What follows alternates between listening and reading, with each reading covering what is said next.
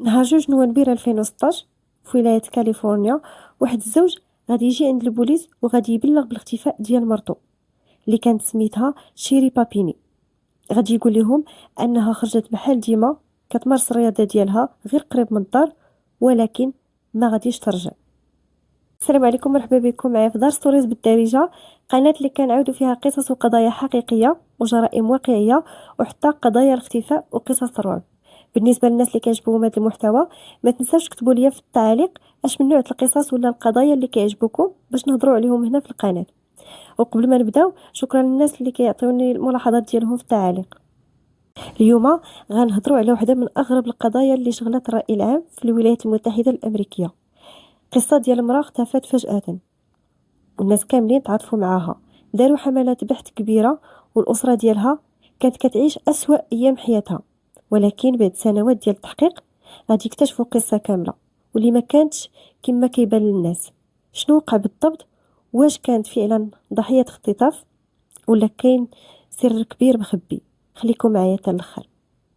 نهار 2 نوفمبر 2016 شيري غادي تخرج تجري بوحدها كما العاده، غادي تخرج تمارس الرياضه ديالها غير قريب من الدار. ولكن الوقت كيدوز وهي ما رجعاتش. هنا الزوج ديالها غادي يستغرب علاش ما رجعاتش.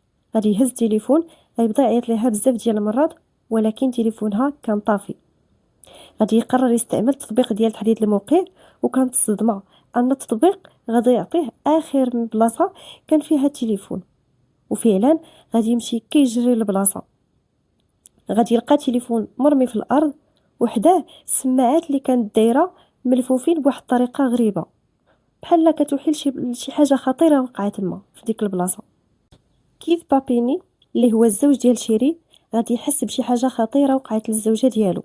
هنا غادي يمشي كيجري للبوليس وغادي يبلغ بالاختفاء ديالها. وفعلا بعد ساعات قليله غادي تبدا واحده من اكبر عمليات البحث في المنطقه. البوليس غادي يجيبوا كلاب بوليسيه، غادي يكونوا متطوعين، وغادي باستعمال الدرونات ومروحيات غادي يقلبوا على شيري. والزوج ديالها كان كيبان في التلفازه وهو متاثر بزاف، وكان كيطلب من اي واحد شاف شيري او لا شاف شي حاجه انه يتواصل مع الشرطه. كانت الكلمات ديالهم مؤثره بزاف، الحاجه اللي خلات الاف ديال الناس يتعاطفوا مع هذه العائله. ولكن رغم المجهودات اللي دارت، ما كان حتى اثار لشيري، بحال الارض بلعتها. كل نهار كان كيدوز، كان الامل انهم يلقاوها حيه كينقص، والاسئله كانت كتكثر. واش تعرضت للاختطاف؟ واش هربات؟ ولا وقعت ليها شي حاجه خطيره؟ هاد الاسئله بقات بلا جواب، حتى غادي توقع واحد الحاجه اللي غريبه بعد 22 يوم على الاختطاف. قبل ما نعرفوا شنو وقع من بعد، نسيت ما قلتش لكم ان شيري بابيني كانت عايشه مع راجلها اللي هو كيث بابيني، وجوج وليداتهم في مدينه رويدن بولايه كاليفورنيا. من برا كانت حياتهم كتبان مستقره، الدار، العائله والدراري. شيري كان في عمرها 34 سنه، 22 يوم على الاختفاء، وما كان حتى خبر على شيري. العائله ديالها كانوا عايشين في واحد القلق وواحد الخوف اللي كبير بزاف. والبوليس بداو كيخافوا ان القضيه غادي تولي جريمه قتل عوض ما تكون قضيه اختفاء. ولكن نهار 24 نوفمبر 2016 مع ديك 4:30 ديال الصباح، البوليس غادي يوصلهم واحد الاتصال من واحد السائق اللي كان دايز من واحد الطريق اللي كانت قريبه من مدينه وودلاند، اللي كانت بعيده 240 كيلومتر على البلاصه اللي اختفت فيها شيري. هاد السائق غادي يقول للبوليس انه شاف مراه كتمشي حفيانه، واللباس ديالها كامل مقطع، وباين عليها انها عيانه بزاف. البوليس غادي يمشيو كيجريو للبلاصه اللي قال لهم السائق. ملي غادي يوصلوا مع الاسعاف غادي يلقاو ان ديك المراه هي بالضبط شيري بابيني اللي كانوا كيقلبوا عليها هذه 22 يوم. غادي يهزوها في لومبيلونس، غادي يديوها للمستشفى، والاطباء غادي يلاحظوا انها فقدت بزاف من الوزن ديالها، وان عندها شي كدمات شي ضرابي كاملين في الجسد ديالها، وشعرها كان مقصوص بواحد الطريقه اللي عشوائيه. هذا المنظر خلى الناس كاملين يقتنعوا ان شيري عاشت واحد التجربه اللي مرعبه. ملي غادي تستقر الحاله ديالها، شيري غادي تقول لهم انها كانت كتمارس الرياضه ديالها عادي بحال ديما، حتى غادي توقف عليها واحد الطوموبيل. غادي ينزلوا منها جوج عيالات كانوا مسلحين وغادي يخطفوها. على حسب هضرتها قالت انهم كانوا سادين ليها عينيها وما كانتش عارفه فين داوها. غادي تقول لهم انهم كانوا حابسينها في واحد البلاصه اللي مجهوله، وكانوا كيعطيوها ماكله قليله، وكانوا بعض المرات كيعذبوها وكيضربوها باش تخاف وما تهربش. وقالت انها ما كانتش كتشوف وجههم بشكل اللي واضح، وقالت ان على حساب الهضره ديالهم كانت وحده من هادوك اللي خطفوها كبر من الاخرى في لاج، وانهم كانوا كيهضروا الاسبانيه. البوليس غادي يتعاملوا مع هذه الروايه بطريقه جديه، غادي يديروا رسومات تقريبيه على حسب الوصف اللي عطاتهم، وغادي يبداو يقلبوا اي كاميرات المراقبه او لا اي شاهد يقدر يعاونهم. هذه القضيه كلشي كيهضر عليها، حتى من القنوات الاخباريه، والناس كاملين متبعين اي تطور جديد ظهر في هذه القضيه. الزوج ديالها غادي يخرج قدام الاعلام وغادي يشكر اي واحد ساهم في البحث عليها، وقال انه فرحان من اللي غير رجعت حيه.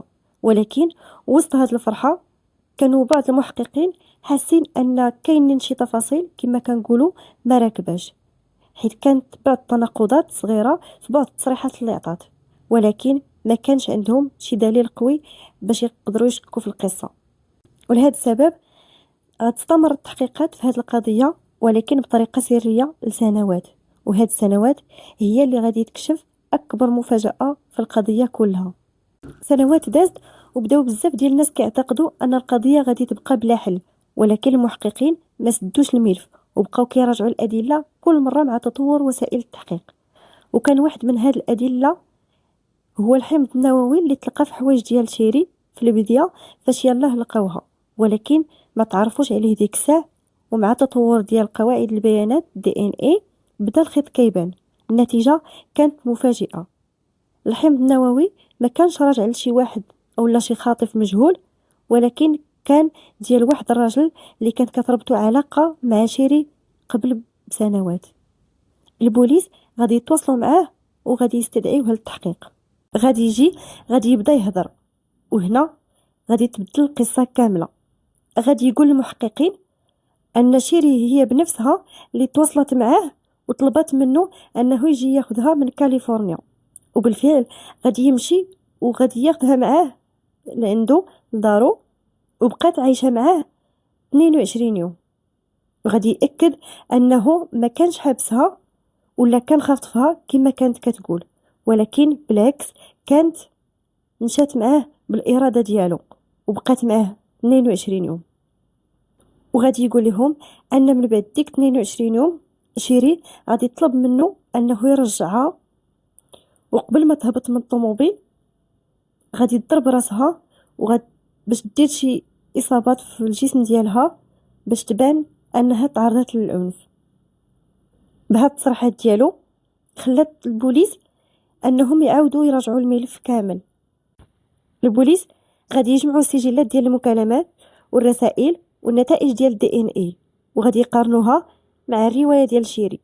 كل الادله كانت كتشير لنفس النتيجه، القصه ديال الاختطاف ما كانش صحيحه. في الاخر البوليس غادي يواجهوا شيري بهاد الادله. في الاول كانت كتنكر، ولكن مع قوه الاثباتات والادله اعترفت انها اخترقت القصه ديال الاختطاف. في 2022 غادي يتم الاعتقال ديال شيري، وغادي توجهوا لها تهم الكذب والاحتيال على المحققين، وانها استفادت من تعويضات واموال تصرفات خلال عمليه البحث والتحقيق.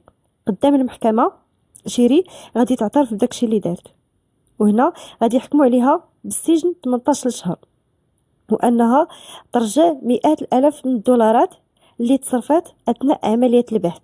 هذه القضيه خلات بزاف ديال الناس يطرحوا سؤال مهم: كيفاش القصه ديال وحده كانت غير كذوب قدرات تستهلك سنوات من التحقيق وموارد كبيره وتخلي آلاف ديال الناس انهم يتيقوها، وفي المقابل كاينين ضحايا الاختطاف حقيقيين كيحتاجوا نفس هاد الموارد والمجهود. من بعد ما غتخرج شيري من الحبس، المحكمه غادي تسمح لها انها تشوف ولادها مره واحده في الاسبوع ولمده ساعه واحده، هادشي كامل تحت اشراف ديال المحكمه.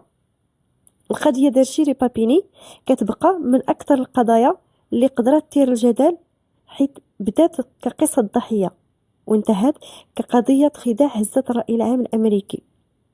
هنا غنكونوا سالينا القضيه ديالنا. الى عجبتكم ما تنساوش ديروا لايك للفيديو وتشتركوا في القناه وتكتبوا لي في التعاليق شنو هي القضيه اللي بغيتوني نهضروا عليها في الفيديو الجاي؟ كانت معكم دار ستوريز بالدارجه. سلامه.